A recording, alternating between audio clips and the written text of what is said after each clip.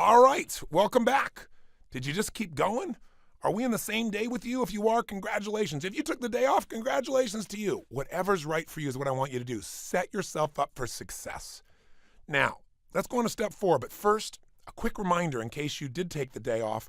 Here's what you've learned so far. 7 steps to creating conscious change. Step 1, get disturbed, get upset, get angry, get to the point where you won't stand for the way things have been and decide what you're not going to stand for anymore. There is power in that.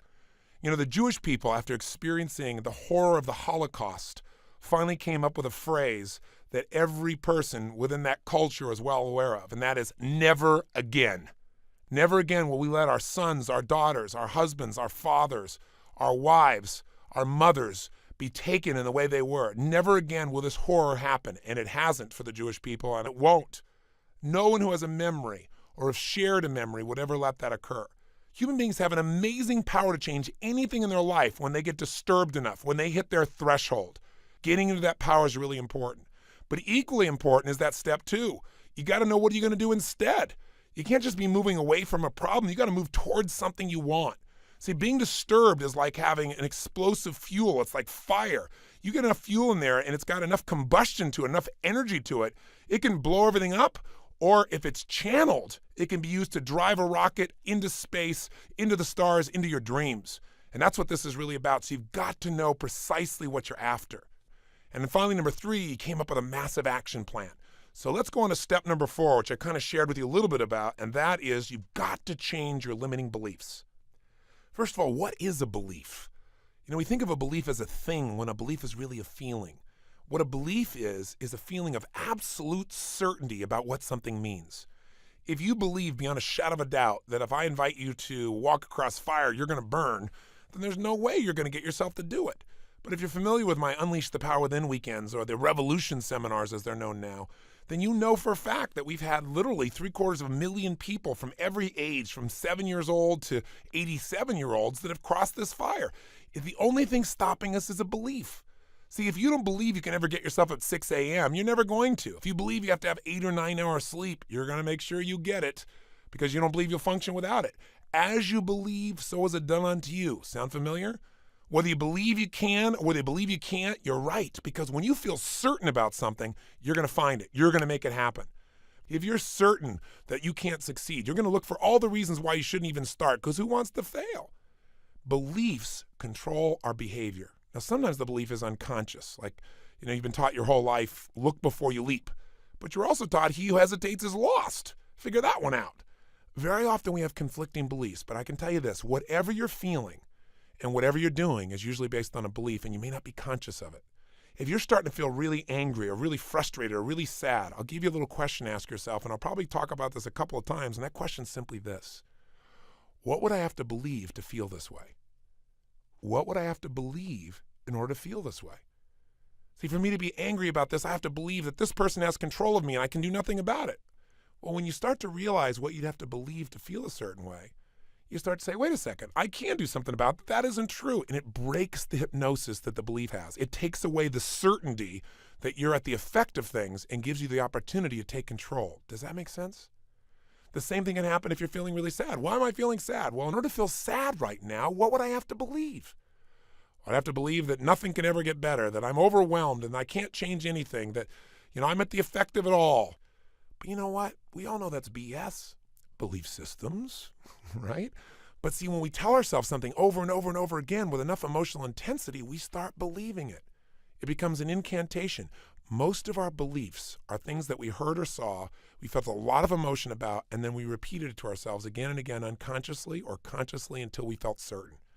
And certainty is such a great asset when you get yourself certain about what you can achieve, what you can do, what you can change, what you can make happen, who you can love, what you can connect with, what you can create. But when you're certain about your limitations, you got a real challenge. And you know what? Most people know more about their limitations than their assets. I have a great friend. His name is John McCormick. He was Inc. magazine's Entrepreneur of the Year many years ago. And one of the things that happened to him is early in his career, he was very, very successful. But he developed some beliefs that almost destroyed it.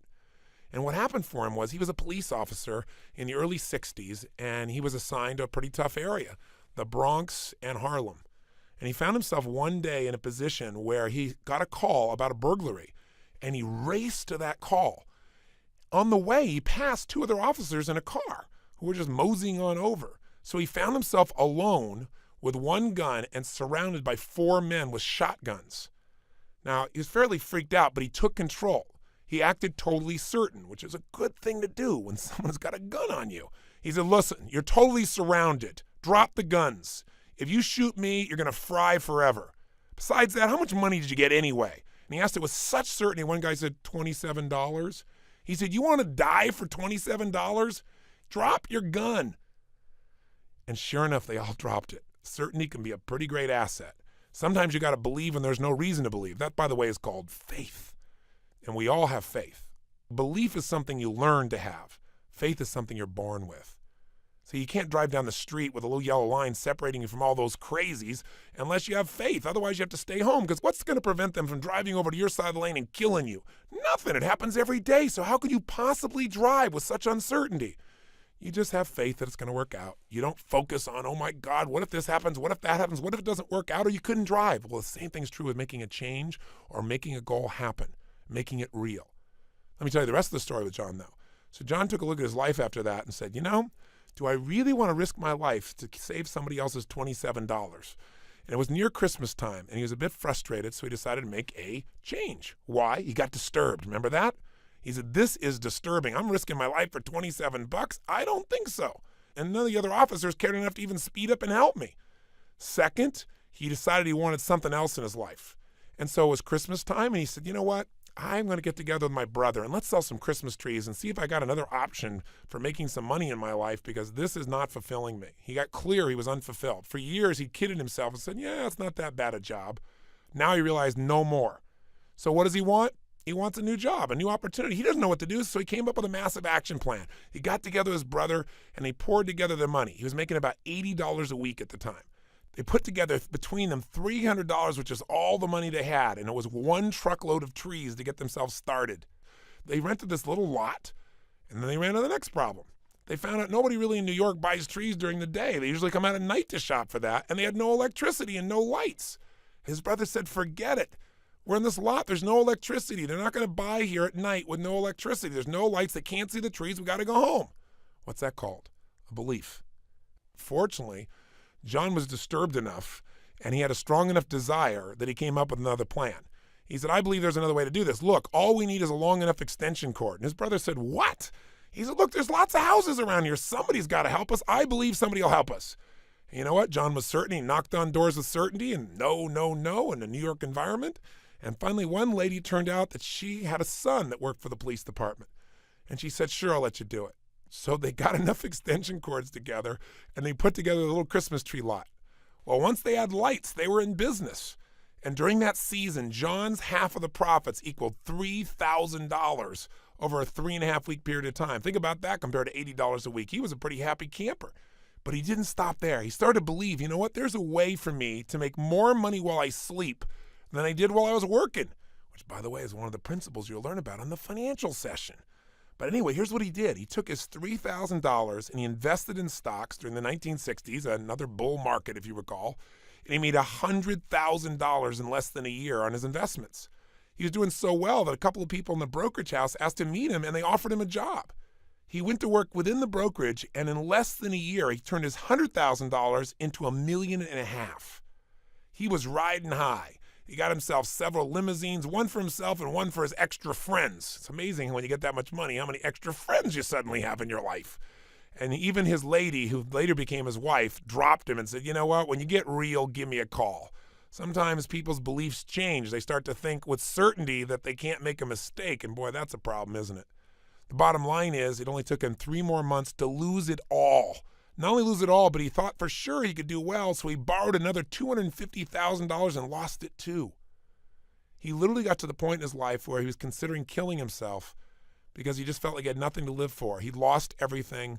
He felt like he was stripped of his dignity. And he went to the beach. And he was looking out the water, thinking about how he might end his life. He figured his insurance money might help out his family. And then a man walked by who was ready to alter his beliefs again. A man named Abe. An older guy, probably 75 years old. And he walked by and said, Sonny, the ship ain't coming in here. You got to go out and make the ship happen. He said, what are you talking about? And he met a mentor, a man who would become his hour of power each morning on the beach. Without telling you his whole story, I'll just tell you this. Abe got him from stop thinking about what he didn't have in his life and start believing in what he did. One of the first things he asked him was, tell me, let's make a balance sheet of your life. Do you know what a balance sheet is? And John said, well, yeah, sure. He said, but, here's what I got. I've got no real job opportunities. I got police officer's education, and I got no money, and I owe $250,000. And Abe said to him, any man who knows more about his liabilities than his assets is really in trouble. He said, well, I don't really have any assets. He said, young man, if you got someone to loan you $250,000, you have some assets, because anybody who can convince people to do that has got persuasive power. He said, do you know the English language? He said, well, yeah. He said, write it down. That's an enormous asset. He said, do you know currency? He said, well, you mean like dollars to yen? He goes, no. Do you know how to make change? Dollars, quarters. Do you know how to make change? He goes, well, yeah. He goes, write that down. Knows currency. He went through this whole list. He said, do you know how many people came to this country who didn't speak English, that didn't understand the currency, that didn't know anybody, didn't have any friends, that didn't have anything and became multimillionaires? He said, you have so many assets, it's a joke, but you know more about your limitations. When you have limiting beliefs, you have limitations. It's time to get rid of them. The end of John's story is Abe became his mentor and helped him to change his beliefs by just challenging him. And that's what you got to do for yourself. Challenge the old things that are in your head. Don't let them sit around like old records that play again and again. You wouldn't listen to music you were bored with. You wouldn't go to a movie over and over again that you knew was insane and boring and stupid. Why would you go to that in your head by listening to a belief that doesn't make sense? Only because you're not aware of it. So let's handle it. And by the way, my good friend John got many other mentors in his life, and as I told you, became Entrepreneur of the Year. This is an amazing turnaround. All turnarounds are a turnaround in beliefs.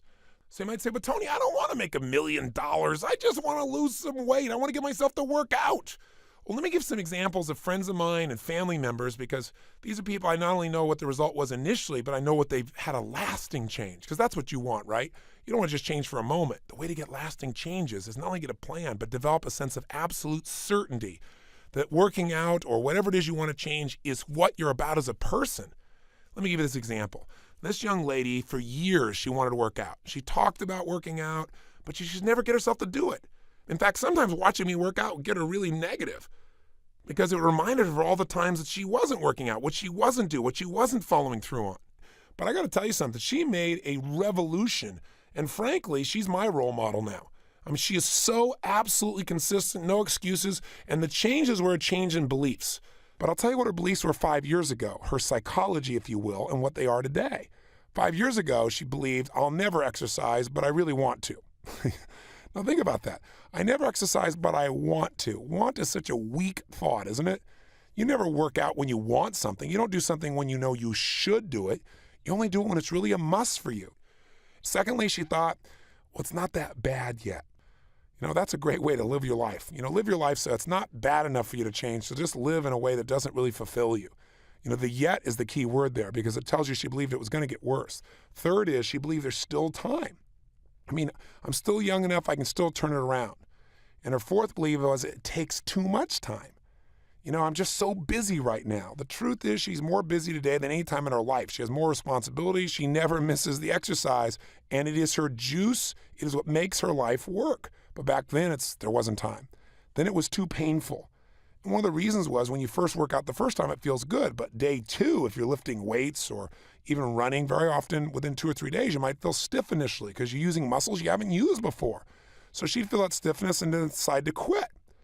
Well, then she'd go back to exercising, and she never made it through the threshold. She'd have to start over and go through the pain again.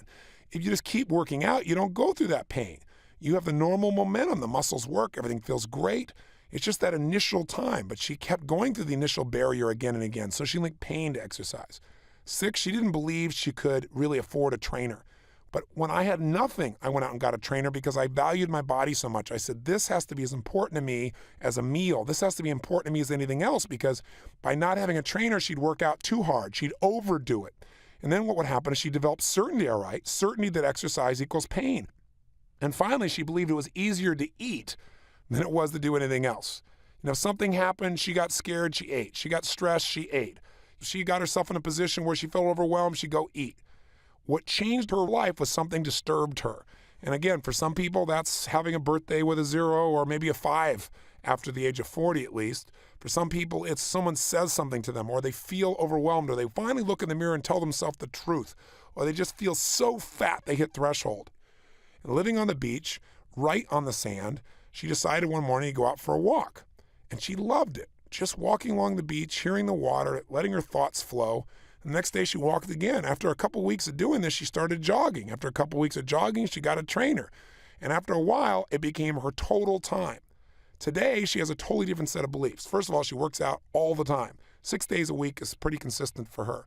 So her first belief now is I must have time for myself every day to think about my life. And that gives me more to give to others. And this is my time and it comes first. Second, she believes I'm worth it. Nothing's more important than this. Third, she believes it's her real hour of power, that she runs or she lifts for 40 minutes to an hour, but she's certain at the end to read for 5 or 10 minutes and then just meditate. She reads something she believes is spiritual, something she thinks will trigger her mind to create an extraordinary life, one that's guided, and then she closes her eyes and she just lets her mind disappear. In the last couple of minutes, she visualizes what she wants for her life, and she says it's the most powerful centering thing she does. Fourth, she believes if I don't do this, I get stressed easier, I get tired easier, and when I do it, I have the edge. And it's the edge of peacefulness. She said, people tell me all the time, going, oh, heck's breaking loose around you, but you seem so calm. She said, because I create that calm first thing in the morning. I create that strength. Her fifth belief is it's fun. And she said, I love it. She said, when I'm exercising, I don't go, oh my God, there's 5 minutes left, or oh my God, how am I going to possibly last this time? She says, when it gets tough, I start singing, yes, yes, yes. I chant that in my head. I smile and close my eyes and feel myself getting stronger. She's linked it up as fun, whereas before it was pain. She said, it's part of my identity of being an achiever. She goes, it feels so good to me to have my kids have to work hard to keep up with me. I get on that running machine or on that bike, that spinning bike, and they got to work hard to keep up with me, and they're half my age. She goes, that feels pretty awesome. She goes, plus I believe it's an investment in my longevity.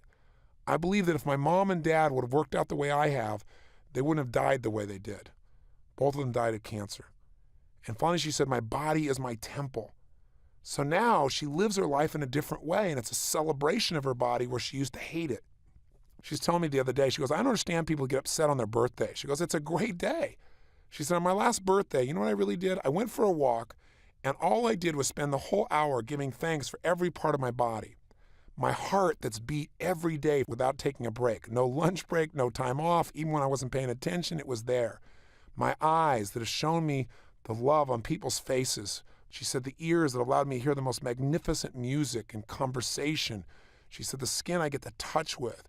She just lives in total gratitude for every part of her body. Now that's quite a shift. And what that does is it makes her addicted to really taking care of herself. I'll give you another example from my own personal family. I mean, I could give you all kinds of people I've worked with through the years, but your family is the place where you really get to see the result long term. And one of my boys, Joshua, he really wanted to learn international business. So as a young man, he wanted to go to school, an actual prep school, a high school, overseas in Switzerland. And it's considered to be one of the top schools in the world. The King of Oman's son was his roommate, to give you an idea. And so he was traveling with a rather unique crowd. They want to study, the history of Egypt. They fly to Egypt. They'd spend the night in the pyramids and fly back. I mean, it was not quite the way I was raised. But, all human beings have a need to feel important and significant. And it's very easy to get seduced by your peer group to do things to get significance when you feel insignificant, because we all do at times, don't we? And so Josh got in a position where he felt like to compete, he had to do two things: spend lots of money, and secondly, take everybody to dinner on a regular basis. Be the great guy that did that. Well, in taking him to dinner in the middle of the night and going to clubs, he started gaining weight. Plus, then he felt bad about himself. When he felt bad, he felt even more insecure around girls, insecure on other things, so they ate more food. It's kind of a weird thing that we do. And of course, that made him feel worse about himself. But when you eat for the moment, you feel okay. It's that instantaneous hook. Well, over the course of 2 years overseas, I come to see him. He gained all this weight. Then I came to see him again. He gained 110 pounds. And we couldn't figure out what the heck was going on. Well, the bottom line is he had zero exercise and plenty of consumption. Now, this is called a recipe for disaster. There were lots of other factors that affected him, but the bottom line is he would not work out, even though he knew that he was in incredibly bad shape. He looked obese. He was obese. We were worried for his health, for his heart. I mean, when you weigh that much at that age, you're in trouble. So here were the beliefs that he had. When we tried to talk to him about working out, he'd say, well, working out equals pain. And see, plus when he worked out, he felt even more inadequate because he didn't feel like he could do it. It was too hard. He couldn't run even 100 yards. The second belief he always had is, well, I can handle it later. I'm going to grow into my weight. I'm still young. You ain't going to grow into that weight. Not unless he's going to become some professional wrestler like The Rock or something. It's not going to happen. But this had to be a conversation we had to have. But the point of the matter is he kept saying, I'll grow into, plus I can handle it later, and I've got so much stuff to do, right? And the third thing he'd say is, well, I just can't think about it right now. I just need to push it aside because I'm so busy. I've so many things I have to accomplish in school here and all these other areas. I'll handle it later. I can't think about it right now. His fourth belief I found out was he associated rejection to exercise because girls were in the gym.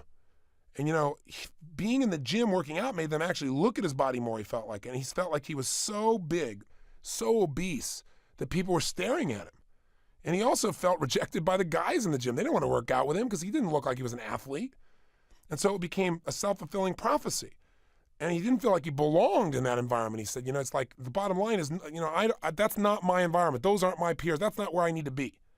Because all it meant was massive rejection for him. The fifth belief he had was he needed to do it to make other people happy. Yeah, I should work out so that, my friends don't worry about me. And so my parents, when they come, aren't freaked out. He said, but it wasn't really about himself. And whatever your beliefs are, you got to do this for other people. You're not going to do it forever. The only time you get a lasting change is when you decide, I got to do this for me, and you really believe it.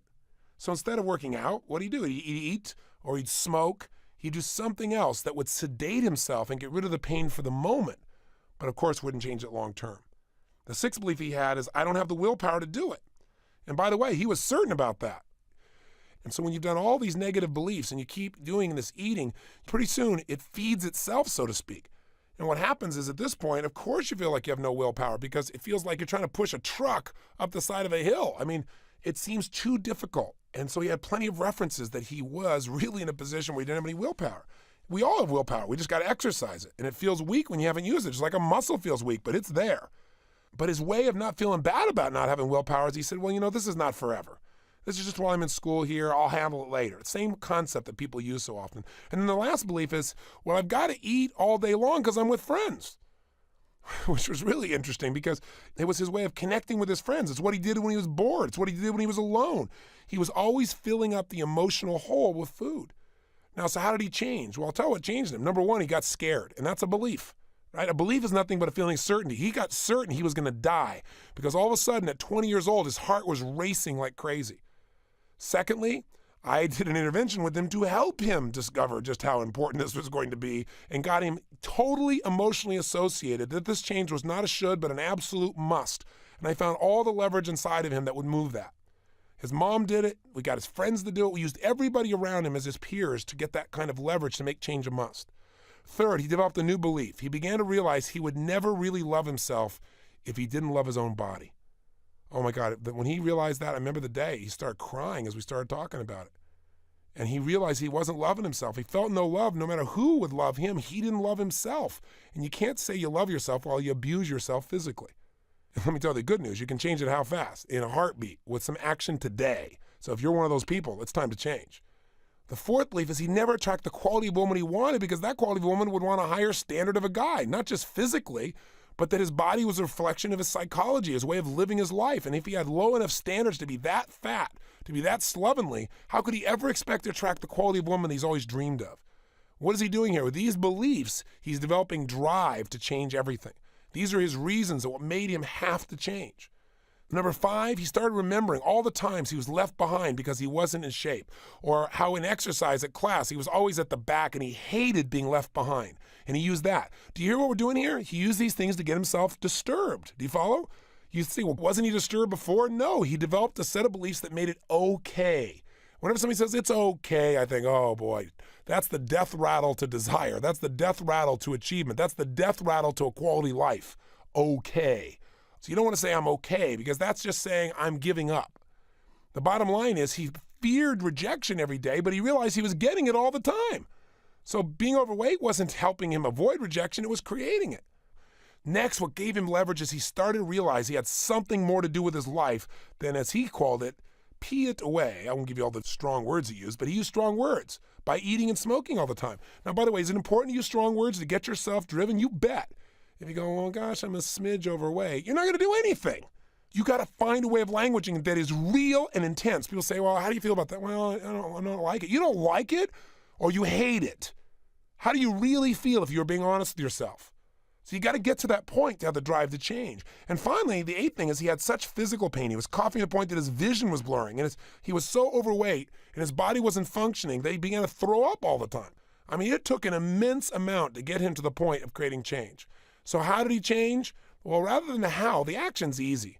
And if you do go through a program like The Time of Your Life or anything like that, you'll see we actually show you the exact plans of people who lost 80, 100, 110 pounds. Because if I haven't made it clear, he lost all 110 pounds. And more importantly, lost the weight. He's kept it off ever since. And his psychology has changed, right? He set himself up to have an extraordinary life. And one of the things he does, by the way, is he starts his day with his hour of power. It's time for him first. And he loves it. In the beginning, he couldn't even run 50 yards, 100 yards. Now he's probably in the best shape of anybody in our family. He's an absolute addict to this, and he's so proud of himself, as he deserves to be. He's got immense self-esteem. Why? He has esteem for himself because he's pushed himself through unbelievable barriers, and he has the pride of what he's produced. So what are his new beliefs? I was asking him this the other day. So, well, his first belief is that food is nourishment. It's fuel. It's not something to go get feelings from. Second belief is exercise is the key to self-love. Boy, is that a change in beliefs? He said, my physical accomplishments are the ultimate accomplishments because my body is my temple. Very big difference from his original belief that none of this really matters. Third, I'll live longer and never have to worry about my health again as long as daily I'm making progress and increasing my vitality and strength. His fourth belief, working out every day gives me ultimate confidence. By starting my day with great accomplishments, I feel like the day is already a success and it gives me more results because I get on a roll. Once again, that's why I want you to do this first thing in the morning so you've already got success. There's nothing like success for creating more success. It attracts it, it creates it. But if you start your day getting immersed in something that you feel like you have no control over, and there's lots of things like that in life that you can't control but you can influence, pretty soon you lose your sense of confidence. So if you've started out by mastering yourself, then you know whatever shows up in that world, you're going to shape it. If you can't control it, you'll lead it, you'll persuade it, you'll influence it, or you'll make the most of it, which is what we all have to do in life. He said, fifth belief is exercise and eating well is something you do every day. And it's a big part of my life. It's a great part of my life. And it's something I can share with people because his whole thing before is he didn't want to be alone. So he said, I play racquetball, I can run, and I lift weights with other people that I know. I've met people at the gym and they're my friends. I look forward to seeing them in the morning because he's a people person. Sixth, he says, I know it's something I'll do forever. Boy, what a belief to have. He said, because it's the purpose of my life. It's the purpose of my life to be absolutely consistent with a peak performance life. It's the purpose of my life to be dynamic and outrageous and strong and healthy and to inspire other people to do the same. And I can't inspire them to do it if I'm not doing it with myself. 7, this is congruent for what I stand for. I believe in myself. This is my expression of self-love. 8th belief, what you do with your physical body is a reflection of your entire life. If you don't take care of your body, you don't take care of your life. If you're not disciplined with your body, you're not disciplined in your life. If you don't love your body, you don't love your life. Boy, that's putting it all on the line, isn't it? But the best thing is he's scheduled this. He's got the beliefs, but he's also got the plan. Do you follow how important this is? I've spent a lot of time on these examples, but the reason is psychology is everything. You know, you got to get disturbed. You got to get clear on making yourself a decision about what you're committed to. What's that result and why? You got to get a plan, a real plan, and you got to schedule that plan. And you got to make sure you got a set of beliefs in place that you've decided to live by that will get you to follow through on a constant and consistent basis. Let me tell you what's great. As soon as you start to get any results at all, you'll get momentum, and with that momentum, you'll develop new beliefs. About half of these beliefs he's developed since he started working out. And all they do is they make him do it for the rest of his life. They make it a part of his lifestyle. So if you can just get yourself in gear, you're going to get the kind of results you want. So here's what I want you to do now. Take out your Get the Edge journal, and if it takes you 2 days to do this because you're stopping your car, I don't care, but I want you to do these steps. I want you to write down, in the past, what are all the beliefs you've had that have kept you from following through on this goal? So if you said, well, I've been wanting to write songs forever and I haven't done it, now be honest with yourself. In order to not follow through, What did I have to say to myself? What did I have to rationalize? What were my beliefs? Well, I don't have time for this. You've said some of them before, but I want you to write down the specific beliefs and then write down what are the beliefs you're going to live by now that'll get you to follow through. So if your old thing is workouts equal pain, and the new one is not working out is the ultimate pain because being disappointed with myself is the worst emotion on earth. Plus, working out, second belief, is easy and fun because I can do it, I can schedule it, and if I schedule it and I do it every day, it'll get easier. Every day I'll enjoy it more. Write down first the beliefs that kept you from taking action and write down now the beliefs that will empower you. Come up with at least 3 beliefs that used to limit you, ideally 5 or 6, and at least 4 beliefs, ideally 5, 6, or 7, that are new beliefs that'll get you to follow through on your new plan. Go for it now. Please take the time for this. This is very important. Okay, I really hope, because I can't see you in this moment, that you're really taking this seriously and taking the time to do it. And if you're driving and you feel like you really couldn't pull over, I want you to still do this in your head. So assuming you did it, let's go through this for a second. Here are a couple examples from people around me here. One of the people here, the person who's having difficulty losing weight, the young lady said that she realized her limiting belief was, if I'm successful, people might not like me. Now, we all need to feel loved. And I said, where'd that come from? She said, well, when I was growing up, and she said, I got around the successful girls, the girls that were popular. She said, when they realized I was really smart, they classified me as a nerd because I was successful in school and they wouldn't spend time with me. And so she said, I started believing that if you're really too smart or you're too beautiful, then people might not like you. And I said, what's your new belief? She said, people won't like me unless I love myself. Isn't that fantastic? Because it's the truth. Then her second belief was, other things are more important than working out. And then her new belief is, nothing is more important than making sure that every day I'm making myself more healthy and more vital. The third belief she had that kept her from taking action was, well, it's not that bad. And her new belief is, it's terrible. Now listen to the language she used here, because this is why she's really motivated to change. She didn't say, oh, it really isn't very good. She said, it's terrible. Every pound I gain is eroding who I am as a woman. So that kind of belief system, that new belief, will move her to action. Do you follow? I mean, so few people ever allow themselves to be disturbed long enough to do anything about it. Man, they get disturbed, they instantly want to get rid of that pain. Let's do something right now, instantaneously, to feel good so I don't have any drive or motivation. You don't want to kill that. Then the few people that keep that usually just stay there in the pain and don't do anything, and they beat themselves up. Oh, yeah, let me tell you what else I've screwed up on. As opposed to those that say, okay, this is not good enough. Not another day, not another minute. I am changing this now. And then in that mode, they then get focused on the result. They don't focus on the past. They focus on the future they're going to create now. And they focus on why, so they find that drive. So few people do that. It's a joke. That's why so few people ever achieve. And the few that might do something like that rarely come up with a real plan.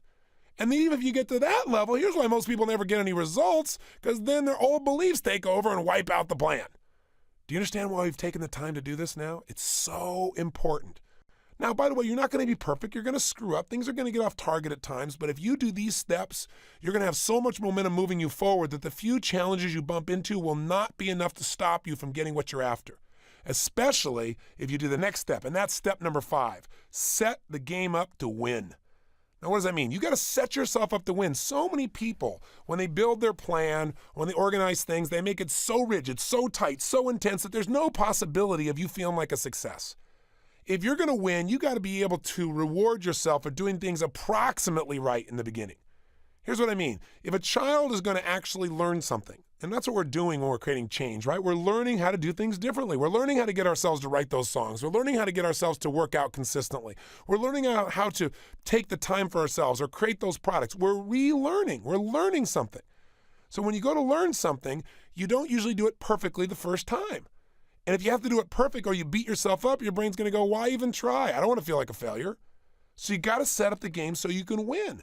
Now, the secret then is when you create a plan to do something is do everything you can to make it so it's enjoyable along the way. I call it scoring it. You know, if you think about it, if you go to a movie and there's no music, it's not the same movie. You can go to a movie that's, okay, with a great music, it's like it lifts your emotion, it moves you. So, for example, in all my seminars, I use music at various points. I have people move. I do things. I use humor. I use jokes. I put things on the screen. Anything I can to score it, to add that additional emotional intensity that makes the process enjoyable, not just the outcome. Does that make sense? Think of it this way. If you're familiar with my work, I teach that all human beings are driven by 6 needs. Now, I'm not going to go through them here in detail because they're in Personal Power Classics, and hopefully you've already gone through that now, haven't you? You're supposed to go through that week first. I hope you did it. But I will tell you this. One of those needs is the need for certainty. We have to be certain we can be comfortable. If you're not certain that you can be comfortable, if you're not certain the ceiling above you is going to stay up, you can't hear anything anybody says. Certainty is a survival instinct. We got to feel that we can avoid pain, we can have some pleasure. So if you're going to work out, as an example, you got to make sure you train that trainer to say, listen, in the beginning, your goal is not to kill me. In the beginning, your goal is to get me to enjoy this and to have my body be certain that I can do this successfully day after day. So I know you got to stretch me, but let's do some things that I'm comfortable with initially and get some momentum and build on that success. You know, if you're going to be successful in anything, the second need we have is for uncertainty, which is a code word for variety. God has a sense of humor. He wants us to be certain and uncertain simultaneously. He just wants to twist our brain. And if we are able to take this brain and balance it out, we have tremendous power. When I go to exercise, to me, it was boring to run in the beginning. Now I like it. But in the beginning, I hated it. And there are times when I love it. When I love it is when I add something to it. And what I add to it is incantations, or I add music, because I love music, or I'd run with a friend, or I do it in an environment that's fun, or I do something different every day, a different kind of workout, a different kind of movement, a different kind of exercise. Anything that you can do to add variety is going to make you enjoy the process, and now you're going to want to do it as opposed to having to do it. That's part of how you set the game up to win. That's how you get the edge in life. You get the edge by creating enjoyment in the process, not just enjoyment someday when it's all done. So we all have a need for connection, for love. And if you can do something with someone you love, it's just like the young lady was saying. She said she wants to lose weight. Well, she needs a buddy. The buddy will add a sense of connection. The buddy will add variety to the workout. It won't be boring. Another need we all have is the need for significance, to feel like what we're doing matters. I'll give you an example. I was talking to a couple of ladies on that great television show called The View that's on in the mornings in the United States. And I had them approach me afterwards, and they said, we really want to work out. We want to do it, but we don't seem to follow through. And I said, well, tell me why. And one of the ladies said, well, it's like I hate maintenance. I want to do big things. I want to do important things. And working out, it's just, ugh. And I said, here's the problem. You think exercise is insignificant, and your whole life is about being significant. So, of course, you're not going to do it. I said, plus, you both have the same beliefs. So you're not going to reinforce each other to work out. Neither one of you do. You got to get around somebody who believes exercising is a gift from God, that exercising is about taking the temple to the next level, that exercising and enjoying it is an epiphany that few human beings ever achieve, and that they're unique because they love the process. You need to find somebody who sees this as significant, or you need to do something significant while you're exercising, like listen to a tape. This time that you're listening to this tape, I don't know if you're working out. If you do, I compliment you. But I'll tell you something, most people, they don't do the tapes because they go, when am I going to do it? Well, maybe you could use what I call net time. No extra time, N-E-T, no extra time. Use net time, where you're already doing something else that isn't as productive, like driving in your car is my guess what you might be doing while you listen to this. Or maybe you're going for a walk. Net time means you're able to do several things at once and get immense value. It takes no extra time for you to have that much more value. That's setting the game up to win. If you don't set it up so you can use net time, then you may say, I don't have time for this. So think about how you can use net time. So that's another way to make this happen. Another need we have is to grow. So if you measure your progress, you'll be excited about it. If you only measure it one way, though, like how many pounds you lose, forget it. So maybe what you do is you make a chart of emotions, and you have, bored, tired, angry, frustrated, overwhelmed, and then you go to the other side and you go, calm, comfortable, happy, excited, euphoric, passionate. And maybe you put a little thing at the bottom, day 1 through 31. And then you just chart 2 or 3 times a day. You write down the time of the day, and write, here's where I am, and you mark it, and you chart. As you work out, what happens to your emotions? As you do this morning ritual I told you about, this hour of power, chart where you are after you've worked out. Chart where you are when you don't work out. It'll be real obvious. You'll see you're way up at the top in the peak levels of life and the peak emotions, right? The upper levels whenever you do these things to your body, and you'll feel the lower levels when you're not. Measure more than just weight loss. Measure anything that can give you growth. We all have that need to feel we've grown. So the more you measure things, the more you reinforce it, the better you feel. And finally, contribution. If you can find a way that by working out you're contributing, most of us will do more for others we care about than we'll ever do for ourselves. So there's so many ways to meet your needs. You want now to say, whatever the tasks are at hand, what do I need to do so that I enjoy the process? What can I do to score it? If it's working out, can I add music? Can I work out with a buddy? Can I pray while I'm doing this? Can I do incantations while I'm doing this? What can I do so I'm comfortable? So what can I do so I have different kinds of workouts, so I have variety? What can I do to meet some of these needs so I enjoy the process? Whatever it is. And if it's not working out, if it's building a new project, or if it's losing the weight, or whether it's writing the songs, whatever it is, I want you right now, just come up with 2 or 3 ideas. That's all. You can have this later that can help you look forward to doing the things that will be necessary in order to achieve your goal. In order to achieve the result you want, what are some things you can do while you're doing it that you can focus on, pay attention to, notice, appreciate, or enjoy that'll enhance the experience? Just take a minute to do this. Write down 2 or 3 things. Turn off that CD, turn off that tape, and come right back to me. Bye. Okay, so what did you do to juice it up for you? I can tell you the areas people tend to do is they tend to think about things or focus on things they weren't focusing on before. Like one of my friends here was saying that, he realizes that he feels so happy. He feels what he called an abiding exhilaration when he's worked out. He said, it's like joy is always in the background of my life. And he said, I miss it. And he said he feels connected to God, connected to his creator when he writes songs. For the young lady who wanted to lose weight, she loves to read trashy novels, but never has such time. So she said, now I can get on a Stairmaster if I can read myself a good trashy novel while it's happened, then I'll have no pain. I'll be involved in the whole story. That's what'll make it work. She said the other thing is she loves locations. She loves outdoors. She loves, cross-country type environments, or running the stairs that are by a beach. She said, or some really intense terrain. She loves both the view and the difference in the terrain, the variety and the challenge of that makes it significant for her. So those are some things that she added to her list. So all of us can juice things up. The more we juice it up, the more we set up the game to win. Here's the last 2 real quick. Step number 6, take massive action. And when do you do it? Well, when would now be a good time? Right? You don't want to wait now. So often my kids will say something like, we ought to do X. And I'll look at them and say, when would now be a good time to do that? And they look at me and they get a little quizzical look on their face and they start to smile and they get the message. Right? Now is the time. There is no time but now. The power is in now. The power is not in the future. The power is not in tomorrow. The power is in this moment in which you act. And I've already said the things I'd say under this principle, but I'll just remind you, knowing that repetition is the mother of skill.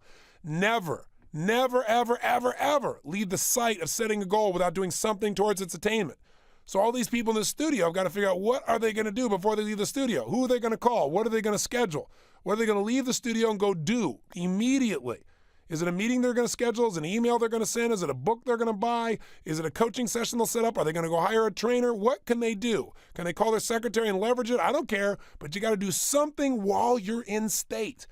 And the more massive the action, the more committed you are.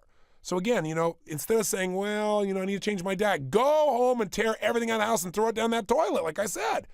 Go do something crazy. Go do something outrageous. Do something you would never normally do that will commit you to following through. Burn the bridges behind you so you have to move forward. This has power. Nothing great happens by having little goals with little action. You got to have big goals. That's what inspires you, and big action that makes it possible. And I'll tell you, massive action doesn't mean it has to be a lot of work. I'll tell you some massive action. One of the easiest things you could do that would get you on target for your goal that requires you no money, all it requires is you making a decision and taking action immediately. Incantations. We talked about them in the last tape. When you state a phrase over and over again out loud using your entire body in the emotional state you want to feel, you literally condition your mind and body to experience it. So for example, if you want to get your body in shape and you start to create a phrase, it doesn't even have to sound good. I'm a lean, mean, fighting machine. I'm a lean, mean, fighting machine. Or, I'm a fit, lean, mean, fighting machine. I don't know what you want to say. Or every day in every way, I'm getting stronger and stronger. Every day in every way, I'm feeling happier and happier. And you say that for 45 minutes while you walk or jog or run. You talk about massive action. It's called massive conditioning. You can't just get rid of a negative belief. You got to replace it. You could just incant your new beliefs, the beliefs that you wrote down earlier. You could just say them again and again and change the emphasis. So change the state. Say it with pride. Say it with strength. Say it with a smile on your face. Say it with laughter in your heart. Say it as if God was guiding you. By changing the emotion, you change the impact that you feel inside your body. And you literally begin to condition yourself for more action. Again, you get momentum. Massive action creates momentum. Massive action is the cure-all.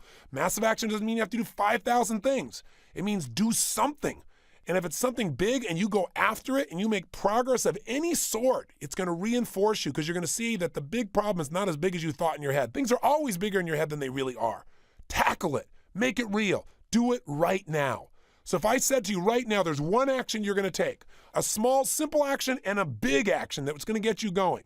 Something you could do like a quick phone call, email, and then something that required time, energy, or money, or a big effort. You're going to go out and you're going to take that car of yours and you're going to blow it up so no one has to drive it. So you've been embarrassed by it. Your kids are embarrassed. You're going to commit yourself. I don't know. What's a big action? What's a little action? Turn off this program just for a second and write down those two things. Go. This is a pretty cool process, isn't it? You know why? Because this is really a results workshop. This is how you get results. You know, no more talk, no more just getting inspired. Let's get down to it and let's make it fun. Now, what were your actions? What did you come up with? Did you come up with a little one and a big one? I'll give you some examples from the people here. For John, our producer here, who wanted to make sure he got his songs going and start working out, he said 2 simple actions, immediate. Number 1, the minute he goes home, he's going to grab the clipboard and he's going to put it right on his pillow. So he can't miss it, and it's just an absolute commitment. This is going to be, it's so easy, but it'll make it happen. And he said the second thing, which is a big thing for him because he hasn't worked out in a while, is he's going to put on his gear instantly with no delay, go right in there and get busy. Those 2 things will get him momentum. You know, once he gets in there, he'll feel good. The hardest part of working out is getting in the gym. You know, once you start working out, you get momentum. It's just like anything else, and it feeds you because it feels good to move, right? Next, the young lady that wanted to lose that weight. She said the first thing she's going to do is she's going to call her friend Shannon, and she's going to schedule this Saturday to run those big stairs by the beach. Second, she's going to get rid of what she calls her big girl clothes, which is the stuff she hangs on to because she's overweight during the summer. And she says, I'm going to give it away now so that by summer, when summer comes, I have nothing else to be wearing, so I have to be thin. Great massive action. Fabulous. And for my friend here who's the engineer, he's going to immediately schedule his weekly meetings with his design team down in the gas lamp district because he said it's so motivating for an artist to be there. And he said, that'll be so cool. It'll stimulate us. We'll be going. And then the big one is, he said, as soon as the first product's done, I'm going to take my team to the Somo district in San Francisco. That's south of Market for those not from the Frisco area, or as they call it, the city. If you call it Frisco, they know you're not from the area. But the point is, he's going to take his whole team up there so they'll be inspired and they'll be rewarded and everybody's got something to look forward to. So this is the kind of thing that gets momentum going. So here's the final step. Step number 7, use the 7th power. You go, step 7, 7th power? Is this designed to confuse me? Yes, it's designed to sound mysterious because we're coming to the end of the workshop and you have to add a little zest in here because, you know, while we've got an action plan here, it's pretty basic. So you have to make it sound really special, the 7th power. But my 7th power is this.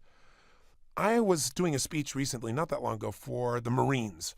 And the general asked me to come in and speak, and he wanted me to talk to the Marines on raising their standards. The Marines raising their standards. This is an interesting process, right? And he's a great guy, and he's a big fan of mine. And he said, you know, what can we do for you? And he said, because, you know, we don't usually have the kind of budget to pay for a person like you. And I said, listen, I'll come in for free. I do government work always for free. And I said, so if it's just a talk, I'll be happy to serve. And he said, well, I got to do something for you. He said, you know what? How about I make arrangements for you to play with all our toys? You know, like shoot some M16s and drive some tanks and fly some Apache helicopters. And I'm like, yes. Now, all the girls listening are going, what are you talking about? But guys understand this. So it was very cool. So I'm very excited. I'm going to go use all these things, and I'm excited about my talk. And he wanted everyone to hear me. And there was a group of 300 men that were out on the survival course that's supposed to be 6 days. And they had been 3 days without food. And they're out literally in the middle of this area. And he decided they don't want to miss the talk. So he wanted to bring them back for my talk. So I'm standing out there, and I don't know, a couple thousand Marines everywhere I can see. And they're standing there, these 300 guys in full gear, battle gear, in the hot sun at 12 noon with about 98 degrees. And they've got their black war paint on, and they're holding their M16s in their hands. And I'm thinking, I better do a good job here, you know? And so I thought, oh my God, I got to make sure my standard's high. So I did my talk with these guys, with them for about 3 hours, supposed to be an hour and a half, and they went for it and I went for it. And we just went till we got the result, because it wasn't about the action plan. It was about doing whatever it took to get them where they needed to be. And at the end, I mean, you got chills as these people were doing this incantation that we do called I Am the Voice. It was amazing. Some of you have been to my seminars, you know what I'm talking about. But all these Marines doing this, and the general afterwards, he was driving me in his car, and we're going to go see this Apache helicopter, and I'm juiced, and he's juiced. And he said, you know, Tony, he said, I've never seen anything like that. That is extraordinary. And I said, well, thank you so much, sir. And he said, you know, I got to ask you a question, though. He said, you got them to raise their standards today immensely. And he said, not all of them will keep those standards. But he said, I know some of those men, they were moved today. But I got to tell you, even without you, we get them to raise their standards. He said, in fact, most of these people, most of these men and women have the highest standard today as a Marine that they'll ever have in their life. And he said, it's sad because when they leave this environment, he said, their standards will drop for a lot of them, for the majority of them, Tony. And he said, why do you think that is? Is it because people don't care? Is it because people are basically lazy? Is it because people have to be supervised like children? I mean, why is it that people lower their standards like that? And I said, sir, it's not that people are lazy. It's not that they don't care. It's that most people's lives are a direct reflection of the expectations of their peer group. And he looked at me and said, wow, that's heavy. And I thought, yeah, that's good. I should write that down, right? And I said, let me say that again, sir, so I could remember it, of course. I said, most people's lives are a direct reflection of the expectations of their peer group. Everybody in life has standards for themselves, but we all have certain needs. And one of those needs we talked about earlier is the need for love and connection. One of those needs is the need to feel like we're significant or important to the people around us. And the people that have the power to make us feel loved or unloved, the people we give that power to are the people we call our peers. Now, for some people, the peers are their family. For some people, the peers are their friends at home. For some people, they have their peers at work. But anybody who you care how they feel about you has the power to influence the way you think to some extent. Now, some people are completely influenced by their peers, and some people tend to lead their peers. But everyone is influenced to some extent. And the reason is because we all want this love and connection. So when I say that most people's lives are a direct reflection of the expectations of their peer group, here's what that means. If you have a peer group of people who you care how they feel about you, and they have a lower expectation for what they want for their body, for example, let's say they're comfortable with being overweight, then if you have a higher standard, it's going to bother you to see that they're overweight. But because they're your friends, you don't want to make them wrong all the time, and that would feel terrible. You love them. Plus, they don't want to feel like they're not significant either. So they're not going to try and pull you down because they don't love you. They're going to go, hey, it's just one piece of chocolate. Come on, it's just one more bite. Come on. Oh, stop being so rigid. And all they're doing is trying to make sure they don't lose you. Because everybody senses that if you have a higher standard, that they're not as important. If you have a higher standard, they feel less significant. If you have a higher standard, you might not feel as connected. So people become vested very often in bringing you to a lower standard to where they are. Now, the opposite happens. If you join a group of people that have a higher standard than you have for your life, just to stay in that peer group, you have to raise your standards, don't you? To be a Marine, you got to raise your standards. To be in the airborne, you got to raise your standards, right? If you're going to play that same example I gave you, tennis, and you're playing against people much better than you are, you're going to get better because you have to, just to stay in rapport, just to stay in the game, just for them to want to visit with you. Because otherwise they're going to get bored. And that's true of emotions, that's true of spirit, that's true of economic success, that's true of how much negativity you're willing to put out or not. Whoever you're around, here's the simple thought. Whoever you spend time with is who you become. If you lie down with dogs, you come up with fleas. It's an old phrase, it's another one of those cliches, but it is so true. Because who you spend time with is who you become, because eventually, if you got higher standards, one of two things are going to happen. Either you're going to get them to raise their standards and you're going to lead them to a new level, or you're going to get frustrated, burnout, tired, or going to comply with their standards sooner or later out of your need for love. So in life, here's what you got to do. A lot of people say, yeah, but my peer group's my family. Oh, no. Here's what you got to do. Love your family, pick your peer group, right? Because a lot of family members are not the right people to be influencing how you feel because a lot of them have their own stuff. So you got to pick your peer group and love your family because you got to love your family whether they're nice or not. That's just about being a human being, right? So when I say to tap into the seventh power, it's the power of environment. It's the power of picking a peer group that has a higher standard. So if you want to make sure this plan you follow through on really occurs, you got to get somebody else who's already living that way. If you pick a buddy who's also struggling to work out, the two of you will find yourself at Starbucks instead of at the stairs. You can't let that happen. Find somebody who's already succeeding. That's why hiring a coach is so valuable, because you know they can't cop out. That's their job, and you know they live it every day. But if you get somebody who's equally struggling as you are just because they give you good company, I can promise you the two of you are unlikely to hit the ultimate level you're after. You got to get around people with a higher standard. Now, if you get that person and you take your friend with you, and the two of you have someone who's a higher standard, and you both care how they feel, or you've hired them so you have to follow through, then you got a different game, don't you? then things are going to actually occur. That's why I so believe in coaching. I mean, my favorite thing is to make sure that when somebody has an immersion program like this, there's someone to walk you through making sure you take action. So I really encourage you to call our company and get yourself a coach. Start out for 90 days. At the end of 90 days, if you're not thrilled, you can end it. But you won't. You'll find these coaches will make a difference in your life long term. Because what coaches are people that have a higher standard and they have an entire focus to make sure you follow through, and you can't manipulate them. Because while they care about you, they care enough to not let you lie to yourself, not distort things. And they'll help you get disturbed if you're not.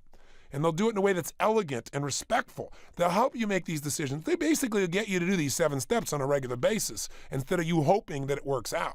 So that's why coaching's so valuable. But you got to create an environment where you are reinforced for doing what it is you're really committed to. You've got to make that happen if you're going to succeed. And by the way, pick an environment that also reinforces you, like we talked about earlier, for the small wins. You got to have somebody that not only will challenge you, but you got to make sure you get rewarded. So if they don't do it for yourself. Like if you're going to learn to play the game of golf, for example, it can be a bit overwhelming unless you focus when you go out and play, not on all the shots you missed, but on the ones you made. If you go out and say, okay, I scored 138 today, and these guys, they hit a 62. This is a bit depressing. It seems overwhelming. So what you got to do is instead, you got to keep track on every hole. You did 2 great putts. You had a great drive. You write down those and you forget the stuff that doesn't matter, because if you keep focusing on the failure, you never get the success. Remember, you can only build on success. And if you got a great peer group, they're going to challenge you, but they also should be able to reinforce you for your progress, not somebody who is so in need of significance themselves that they can't acknowledge you as well. It's an important point to remember. And also remember this, you're going to get off track. You're going to screw up. The secret is not do you fall down. The secret is do you sit there on the ground and cry and complain and talk about how you always do this and you sabotage yourself and tell a story, or do you get your butt back up immediately and start running?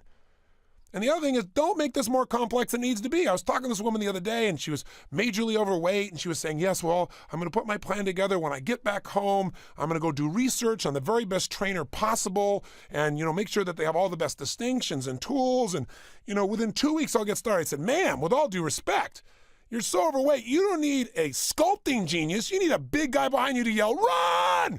Right? That's what you need. You don't need some massive detailed plan. You need some momentum here. Don't be telling yourself this big story.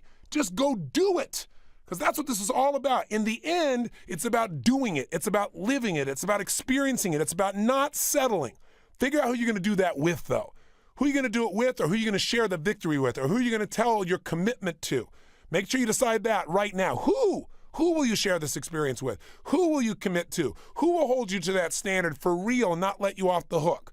Who will be leading you by example and you will not want to lose face with, so you will follow through even when it's uncomfortable and it's uneasy, and therefore you'll achieve the experience called the real you, where you'll have the experience of remembering who you really are and having your life reflect it, where your life reflects a person who lives at the edge. And I don't mean the edge of challenge. I mean the edge that reflects someone who is sharp, someone who can make anything they think about happen in their life, someone who knows that it's all about enjoying your life and producing the results. It's not about talking about the story about why it didn't happen, it can't happen now, and all the reasons.